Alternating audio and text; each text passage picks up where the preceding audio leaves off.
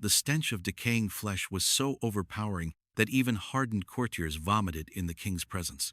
Stray dogs lapped at the fluid seeping from King Henry VIII's coffin. What you're about to uncover is the startling medical evidence showing how Henry transformed from a radiant prince into a monstrous figure evidence Tudor historians tried to bury for centuries. These findings come from newly examined physician notes and forensic studies of his remains. But before we get to that, let's step back and see how England's most powerful monarch ended up as a grotesque shadow of himself. Because what you're about to hear completely overturns the traditional story of the Tudor dynasty. The same man who ordered the deaths of 2 wives and tore apart England's religion met an end so gruesome and humiliating that his government hid the truth for nearly 450 years.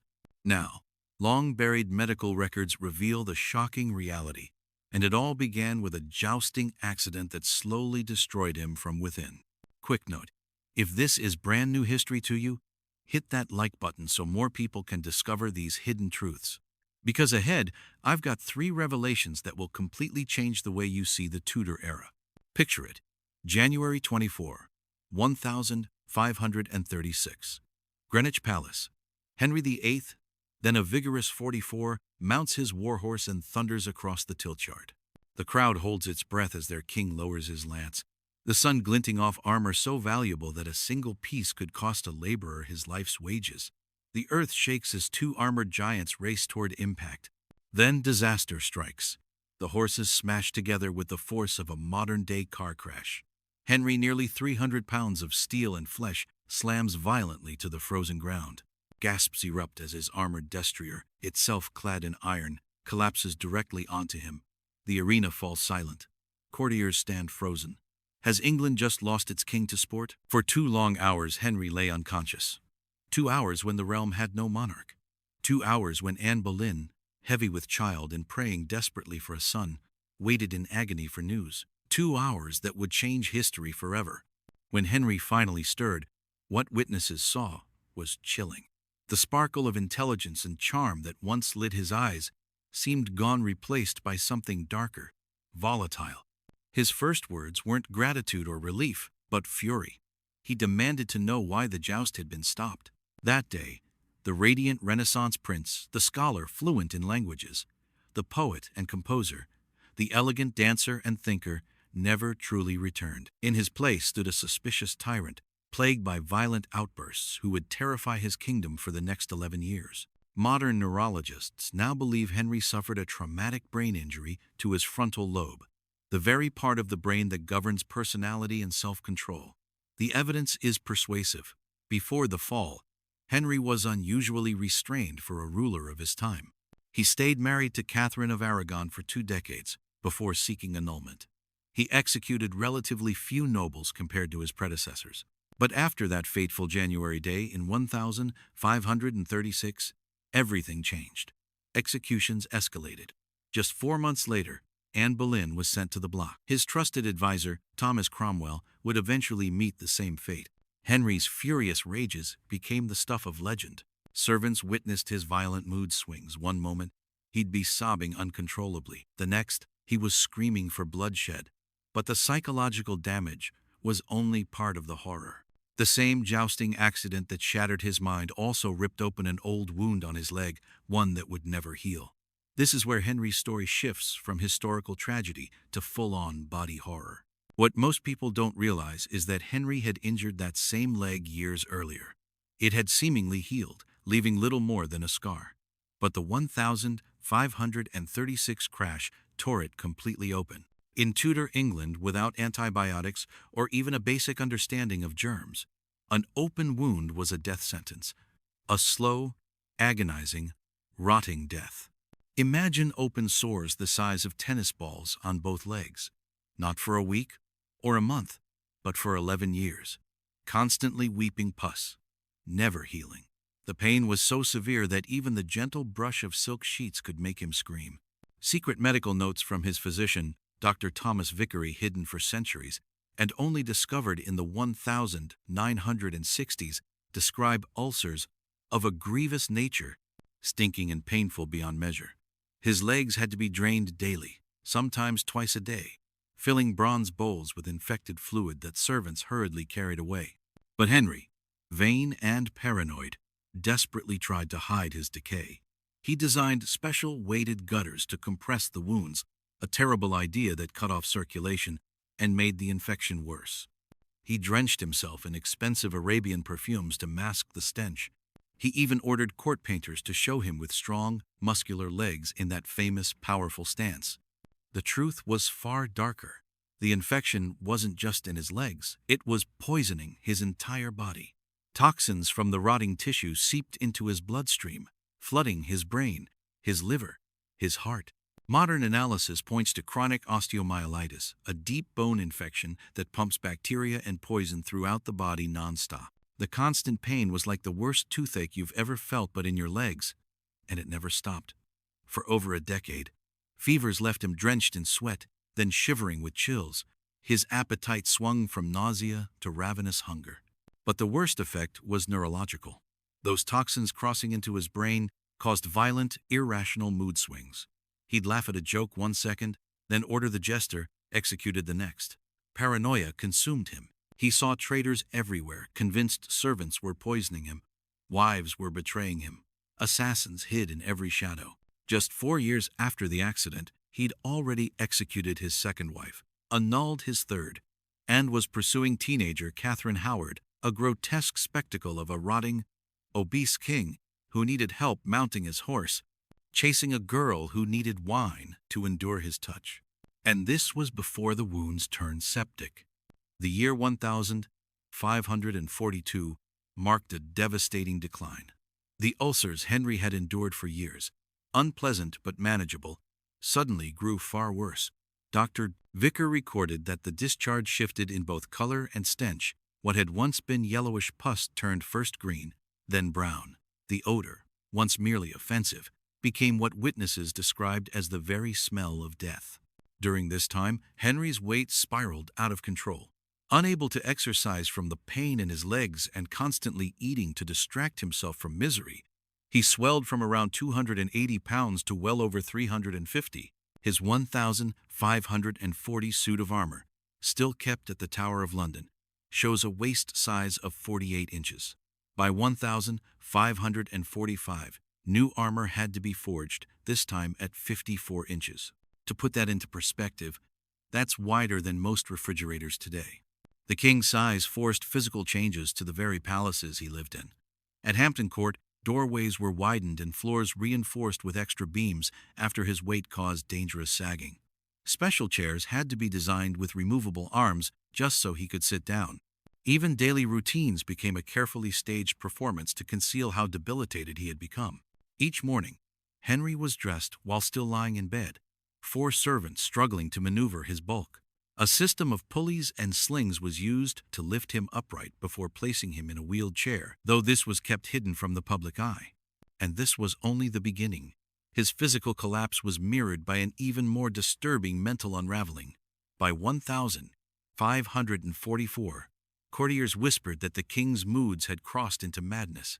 He was seen carrying on entire conversations with people long dead, arguing with his father, King Henry VII, defending his spending of the treasury, or crying out for his mother, Elizabeth of York, who had died when he was a boy. Most chilling were the encounters with his victims. Henry would suddenly freeze mid-sentence, pale, and whisper, "Not now," or "Leave me to empty air," before flying into a rage.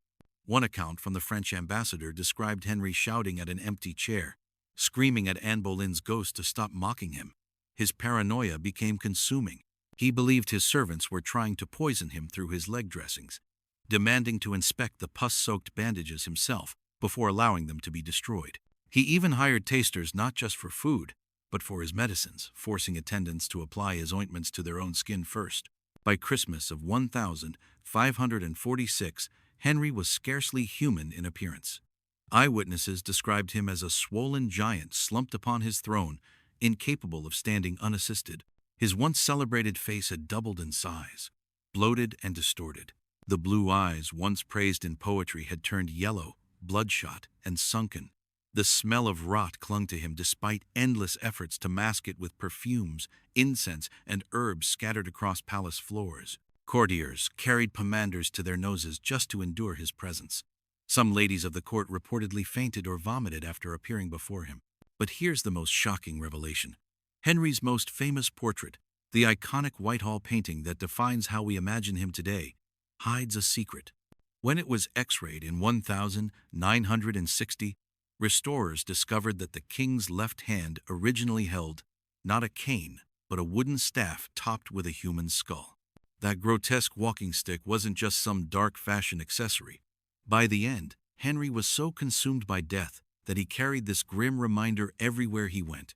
He would nervously tap the skull against the floor during conversations, a habit that unsettled even his most loyal followers. Rumors spread that the skull came from a monk executed during the monastery dissolutions. Others whispered it belonged to one of Henry's own victims. Hans Holbein, the king's portrait painter, originally captured the macabre detail faithfully. But after Henry's death, his son, Edward VI, ordered it painted over. The boy king couldn't stomach the thought of his father being immortalized as the death-obsessed madman he had become. Court records from those final months of 1546 reveal a household living in terror. Henry's moods had become so erratic that courtiers devised a secret warning system, using ribbons red for rage, black for despair, and white for the rare moments of calm.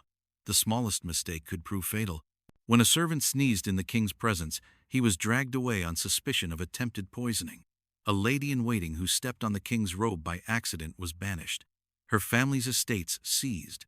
Worst of all, Henry began ordering executions of men and women who had already been dead for years, forgetting he himself had condemned them. One especially chilling moment took place at a state banquet in November 1546.